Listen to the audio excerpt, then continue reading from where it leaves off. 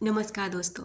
William Shakespeare कहते हैं कि कोई भी चीज़ अच्छी या बुरी नहीं होती, सिर्फ हमारी सोच ही उसे वैसा बना देती है। हम जैसे सोच लेते हैं ना, कहते हैं ना कि जैसी दृष्टि वैसी सृष्टि, जैसी आपकी सोच वैसी आपकी दुनिया। हमारी सोच होती है जो हमें हमारे जीवन से भटकाती है। हमारा अंतर्मन जो हमें सिर्फ और सिर्फ हमेशा लालसा भरे जीवन की ओर लेके जाता है। यानी कि एक ख्वाहिश पूरी नहीं होती तब तक हमारी दूसरी शुरू हो जाती है। आकर्षण का नियम कहता है डियर कि आप जिसको जो देते हैं वो आपको मिलता है। मान लीजिए आप किसी से सॉरी मैनिफेस्ट करना चाहते हैं। आप चाहते हैं कि वो व्यक्ति ना आपको सामने से सॉरी बोले क्योंकि उसने आपका दिल दुखाया है। आप चाहते हैं, अब आप चाहते हैं ऐसा आपके साथ नहीं होगा। अब आपको कहेंगे कि ऐसा क्यों? हम चाहते हैं और गॉड ऐसा क्यों नहीं करेंगे या फिर लॉ ऑफ अट्रैक्शन ऐसा क्यों नहीं करेगा? क्योंकि आप चाहते हैं, आप मानते नहीं हैं। मांगो मत, मानो। यानी कि आपको ना पहले उसे सॉरी देनी होगी। मान लीजिए भले ही उस व्यक्ति ने आपको आपका दिल दुखाया है, आपको चोट पहुंचाई है, आपको तकलीफ दी है, लेकिन आपको करना क्या है? पहले उसे सॉरी बोलना है, क्योंकि उसने आपको तभी तकलीफ दी है कि आपने भी किसी को दी होगी या उसी को दी होगी जाने और अनजाने में। इसलिए आप तक वो चीज़ लौट कर आई है। देखिए, इस बात को बहुत गहराई से समझते हैं कि अगर कोई किसी को नुकसान पहुंचाता है तो आकर्षण का नियम दूसरे को नुकसान पहुंचाने वाले हर व्यक्ति के प्रति अचूक प्रतिक्रिया करता है।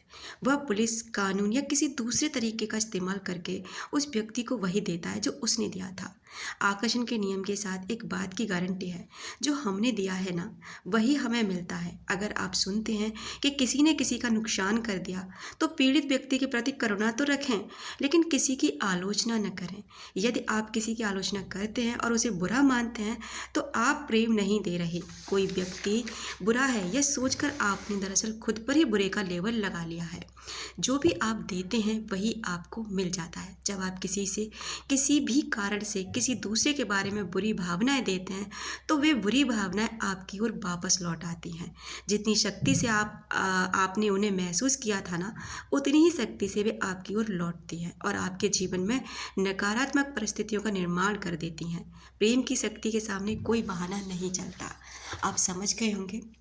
मान लीजिए कोई व्यक्ति आपके साथ गलत करके गया, अब आप उसके प्रति नकारात्मकता रखते हैं, आप उससे ये फील कर रहे हैं कि वो हमसे सॉरी बोले, और इसी सॉरी के पीछे ना आप अपने जीवन को बर्बाद कर रहे हैं। हर दिन, हर मिनट, हर सेकंड आप यही चाहते हैं वो मेरे से सॉरी बोले, क्योंकि यहाँ आपका ना ईगो आ रहा है, क्योंकि आप चाहते हैं कि उस व्यक्ति ने गलत किया है।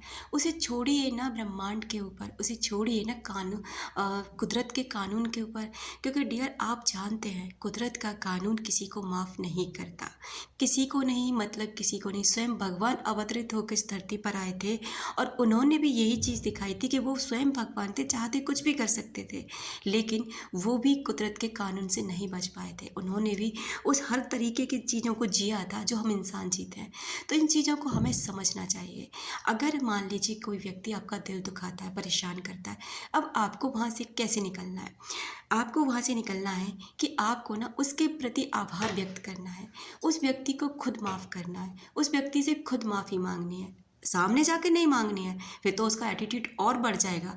आपको ना एक अंतर्मन से उससे माफ़ी मांगनी है।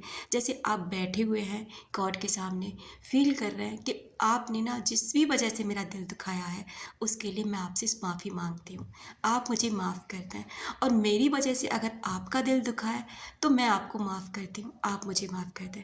डियर, ये बातें आपको नॉर्मल लग सकती हैं कि ऐसा कुछ भी नहीं है, लेकिन ये आपके माइंड के लिए इतनी ज़्यादा पावरफुल है ना कि जब आप इन्हें करते हैं ना तो सच में आपको एक अद्भुत शक्ति का एहसास होने लगता है। आपको सचमुच अपने जीवन में परिवर्तन दिखाई देने लगता है। अब एक बात बताइए, मान लीजिए कि आप ना एक तालाब है और एक नदी है, बहुत स्वच्छ नदी, बहुत ही प्यार से बह रही है। इतना स्वच्छ पानी है कि देखते ही मन करता है कि इसका पानी पिया जाए, इसमें नहाया जाए, इसको देखा जाए। और वहीं एक पास में तालाब है जो पानी सड़ रहा है, स्मेल आ रही है। तो आप इन दोनों में से ना किसके पास जाना पसंद करेंगे? तालाब के पास या फिर उस नदी के पास? जाहिर सी बात है कि आप नदी के पास जाना चाहेंगे। अब आप ना अपना जीवन वो उस तालाब की तरह बना लेते हैं। कोई छोड़ के चला गया, किसी ने धोखा दे दिया, किसी ने आपको परेशान कर दिया, आपको गाली दी, आपको उल्टा सीधा बोल दिया। अब आप क्या कर रहे हैं ना, आप वो तालाब बन गए। मेरे से गलत बोला, मेरे साथ ऐसा क्यों हुआ, मेरे साथ ही ऐसा क्यों किया गया। और आप जाने अनजाने में इन विचारों को अपनी तरफ ही लेके आ रहे हैं। आप ये नहीं सोच रहे कि मैं कहाँ सोच रहा हूँ। आप ये देखिए, ये विचार जो आप दे रहे हैं ना, ये लौट कर आप तक आ रहे हैं और आपको ही परेशान करेंगे, क्योंकि कर्मा, थॉट्स, एनर्जी ये आप तक ही लौट कर आती है। आप जैसी भी देते हो ना, वैसी आप तक लौट कर आती हैं। अब आप ना उस तालाब की तरह बन गए। अब उस तालाब पर कौन जाना चाहेगा जहाँ पे ना हंसी है, ना प्यार है, ना सुगंध है, ना ही कोई खूबसूरती। आप अपनी बॉडी को ख़राब कर लेते हैं, अपनी स्किन को ख़राब कर लेते हैं, अपने आप को ख़राब कर लेते हैं, केवल और केवल एक ऐसे इंसान के पीछे जिसका कोई बाहर देखो ना, आप ही ने उस इंसान को बादशाह बना रखा है। आप ही ने उस इंसान को इस कुर्सी पर बिठा रखा है। आप ही ने उस इंसान को इतना प्यार देकर ना बहुत ऊपर लेवल पर ले जा चुका है। आप ही को क्या करना, अब उस इंसान को वहाँ से उतारना होता है। आपको ना उसे इग्नोर करना होता है। देखिए, जब तक आप किसी चीज़ का पीछा करेंगे वो आपका पीछा करेगी। जब तक आप किसी का पीछा करेंगे ना, वो आपसे आगे जाएगी। और जब आप किसी चीज़ को इग्नोर करके ना वापस रिवर्स हो जाएंगे, वो चीज़ ना आपके पास लौट कर आएगी। ये ऐसा होता है और आप करके देखिए। लेकिन डियर, टाइम लगता है, डिवाइन टाइम होता है। और आपको ना किसी और के लिए नहीं बदलना, खुद का बेस्ट वर्जन बनना है, खुद के लिए बदलना है, खुद को इस लायक बनाना है कि जो भी आपसे मिले ना, कहे कि यार क्या बंदा था या क्या बंदी थी यार, वाकई में बहुत ही लाजवाब इंसान है, इसके पास तो 2 मिनट भी बैठ लो ना, दिन बन जाता है, दिल खुश हो जाता है। ऐसे इंसान बनिए। ऐसे इंसान बनने की आपको ज़रूरत है, तब आप एक अट्रैक्शन का पार्ट बनेंगे। तब वो इंसान लौट कर आता है जो भी आपको परेशान करके गया होता है। आपको खुद को निखारना है, अपनी बॉडी को निखारना है, अपने फ्यूचर को निखारना है, अपने आप को बिज़ी करना है। अब आप कहते नहीं हो पाता है, हम नहीं बिज़ी हो पाते हैं। डियर, ये बहाना नहीं चलेगा। आपके हाथ में है डियर, क्या बनना चाहते हैं आप, आपके हाथ में क्या पाना चाहते हैं आप। अगर उस इंसान से सॉरी आप मैनिफेस्ट करना चाहते हैं, कॉल मैसेज मैनिफेस्ट करना चाहते हैं ना, फील करिए, एनर्जी सेंड करिए, लेकिन लेट को भी करना है।